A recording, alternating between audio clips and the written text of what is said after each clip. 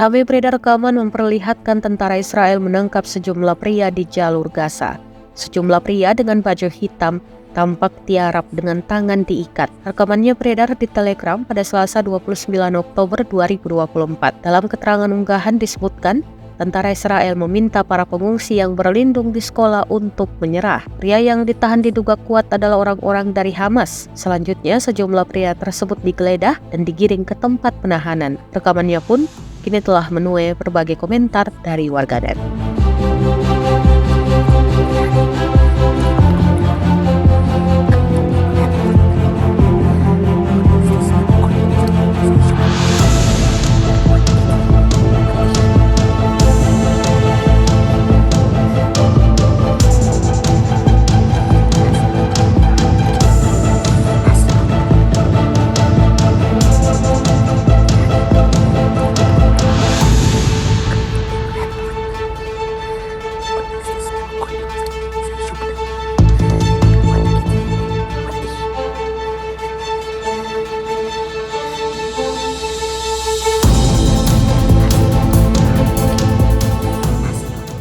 Download Tribun X sekarang, menghadirkan lokal menjadi Indonesia.